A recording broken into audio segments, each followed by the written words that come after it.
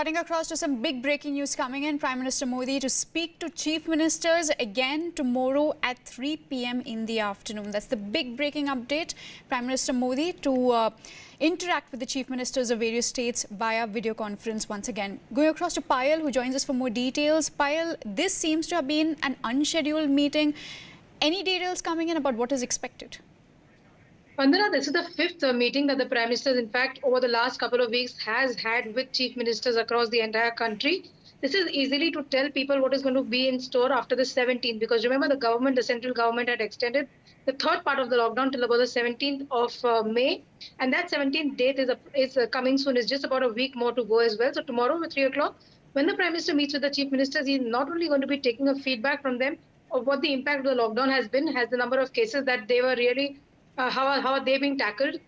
What is the impact of the fact that certain zones have seen relaxations, whether it is green zones, whether it is orange zones, or whether certain places red zones and containment zones? So all of this feedback has to be taken. And also there's a tremendous amount of pressure which is being built on the government to begin business in a big way and to begin public transport system as well. What really can happen as far as that is concerned?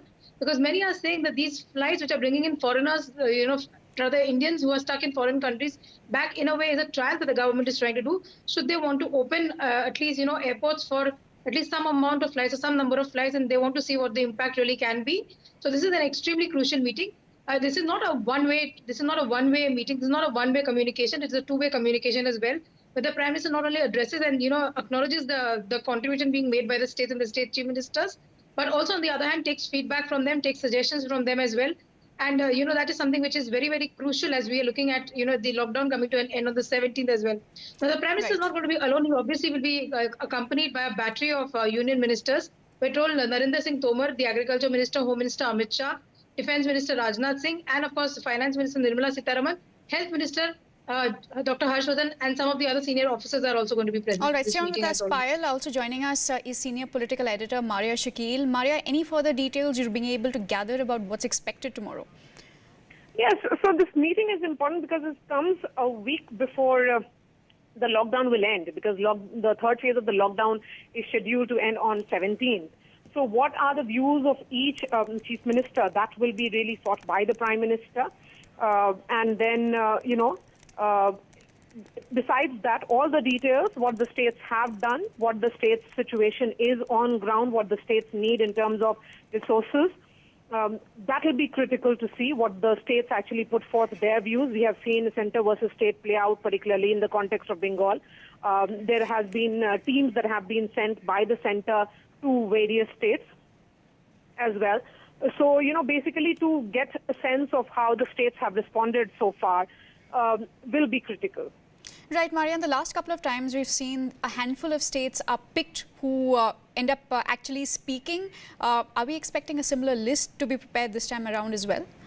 This time what I'm being told is that all chief ministers will be allowed to put forth their views. Okay. And in their respective states, a number of, states have drafted their own list of those who will be present along with their chief ministers. So Home Minister of a particular state, Health Secretary, DGP, Chief Secretary, all of them could be present in their respective states. So this is important in the context that, a number of states have expressed their views that they do not have the required resources. And now that the migrants are returning back to the states, they need that support to come from the center. That's why we are seeing these changes and amendments in the labor laws as well. So that becomes critical because the states are looking at becoming self-sustainable as they open up their spaces to ensure that they become hub of foreign investments. We have seen those changes being brought about in the labor laws and dilution that has happened. Amendments, I would say, be it being done by the state of Uttar Pradesh, Madhya Pradesh has followed. There are other states like Punjab that are mulling these changes as well. So they are looking at creating an opportunity out of this crisis. But the larger issue is how battle-ready are the states, because if you would remember what Dr. Guleria, who is the AIMS director, has sounded, that India is still to peak in terms of its positive cases.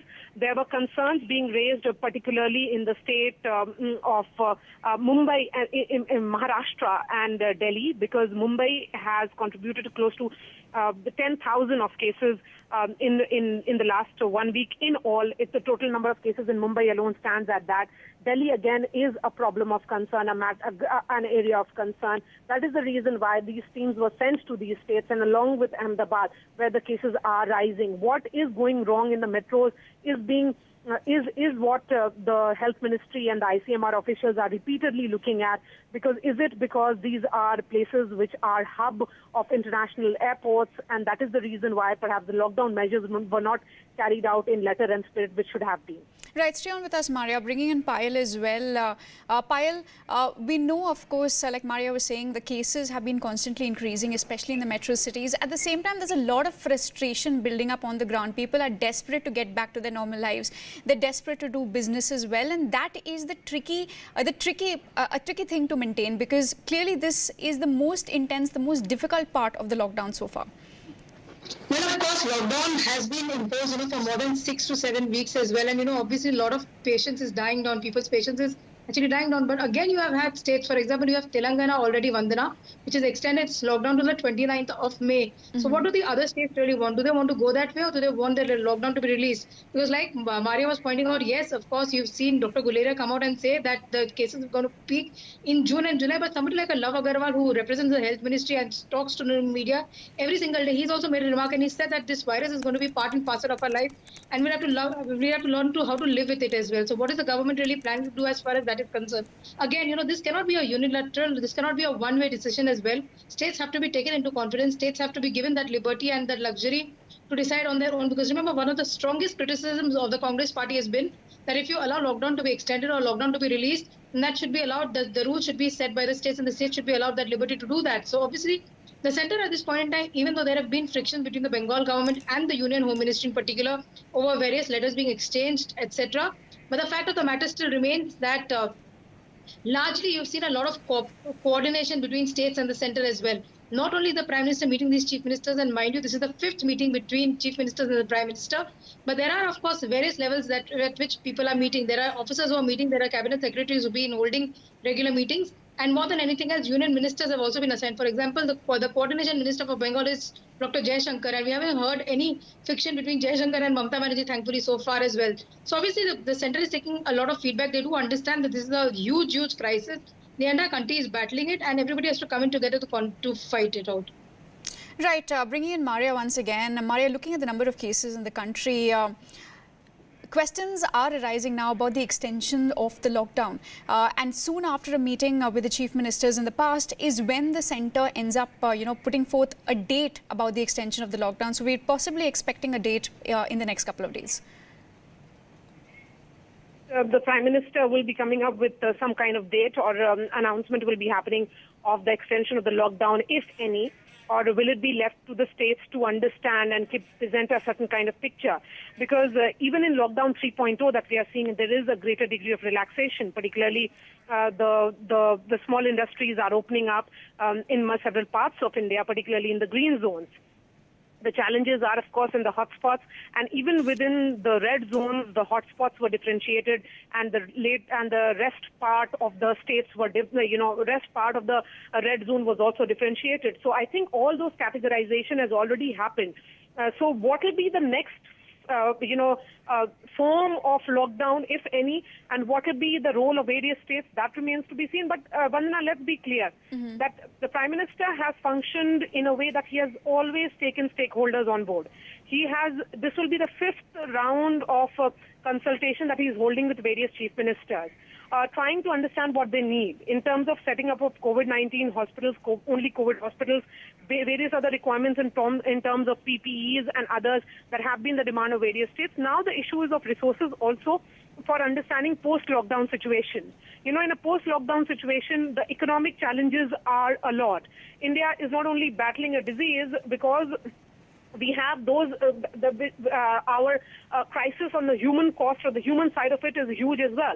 And that is the reason why the states are now becoming self-sustainable, as the Prime Minister pointed out when he had that meeting with the Gram Pradhans, that you have to ensure that the villages become that model of self-sustainability has to be brought about. So will we be seeing some kind of major shift in industrial setups also in the country? That remains to be seen, because a number of countries abroad are holding talks with various states, which is, of course, being facilitated by the Prime Minister's office, in which they are trying to ensure that the land is becoming available to them, that various other provisions are becoming available so that these states go ahead and create opportunities when the people return. Right, stay on with us, Maria. Also bringing in senior editor Pallavi Ghosh, who joins us on the broadcast. Pallavi, we believe that many more states will be allowed to speak this time around, like Maria was telling us. Anything you're able to pick up with respect to what issues various states are expected to bring up? See, this meeting is very close to almost the end of lockdown 3.0, and there's a restlessness among not just the people, but more importantly among the state governments. It's also the time when we're looking at an increased confrontation between, say, a West Bengal government and a central government. We've seen 2 letters which has been dashed off by the Chhattisgarh Chief Minister. Like today, the one he wrote about is to the Coal Minister, Prahlad Joshi, asking for a share of the from the coal blocks which have been sold off. So what is behind all this is a simple fact that every state is now looking at increased revenues. Liquor vends being opened up, yes, that's one source, but that's clearly not enough. At the end of the day, in a federal structure like ours, the responsibility comes also on the state governments to ensure that all the measures announced by the central government trickles down to the people, to the basic level, and that's where the state governments are going to be held accountable. Politically speaking, for them also, it's going to become a very important challenge to showcase themselves as people who've been able to fight the COVID menace. They have been able to reach out to the workers. Also, there are some key states, where most of these migrant workers are coming from, and they are all going back to their homes. How do you relocate them? Will any job opportunity be provided to them? A political game has been played by saying, okay, we are going to put the bill for the rail fares. We're not going to ask for them. But that means it's a drain on your exchequer, on your coffers, which are going empty. I think that's also going to be one of the points that they are going to be this time raising equivocally with the Prime Minister, that enough is enough. The state governments require more money coming in from the central government. So I think Rajasthan, Chhattisgarh, most of these opposition ruled states, West Bengal, all of them are going to be certainly demanding more money from the central government and a share of what they're calling the PM Cares Fund, because they are saying that it's been set up essentially to deal with the COVID crisis. So therefore, why should it not be transferred to the state governments as well? Right, Pallavi, stay on with us. Bringing in Maria again. Maria, since the last meeting with the chief ministers, there's been a substantial change in circumstances. There's been a lot of opening up of economic activity. There's a lot of movement as well, with migrant trains moving across the country. So the centre, of course, needs feedback from the various states regarding how this is playing out on the ground.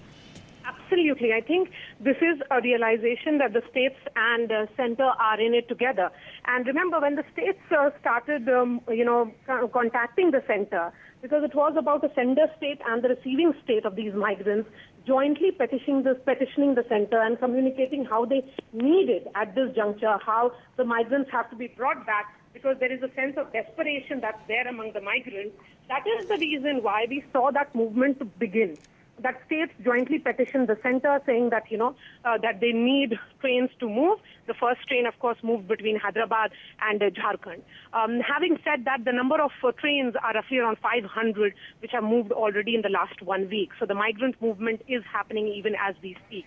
The challenge, again, is when these migrants go back to their homes. Of course, there is a period of 14-day quarantine. What after that? What after that they are, they are done with the period of quarantine? What are the issues of livelihood that are involved in it? The economic challenges are huge again, and all that will be taken up by the chief ministers. They will be discussing what exactly they are facing, challenges that they are facing on ground. Thankfully, so far, Vandana, the sense that we get after speaking to various officials, and the officials have gone on record as well to say that the rural part of India has largely been unaffected because of COVID, and COVID-19 cases are largely coming from the urban centers, because these are the parts which have big airports, and because this disease came from outside. As far as the rural part of India is concerned, that is relatively unaffected. The question again is of the number of testing. With the government now increasing the testing of close to 1 lakh per day, that is what they are looking at this juncture. So they are talking about all aspects of it. All that will be shared. I think it's important to highlight that when we say that it's cooperative federalism, this is a clear example of cooperative federalism at play.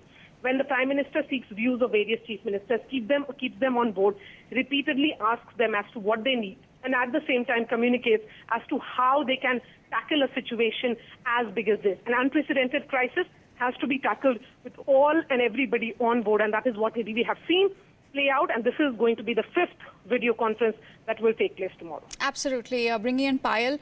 Payal, of course, the biggest challenge right now is opening up the economy along with the staggering number of cases that have only been increasing on a day-to-day basis. All the states, in fact, say that they're extremely financially stressed.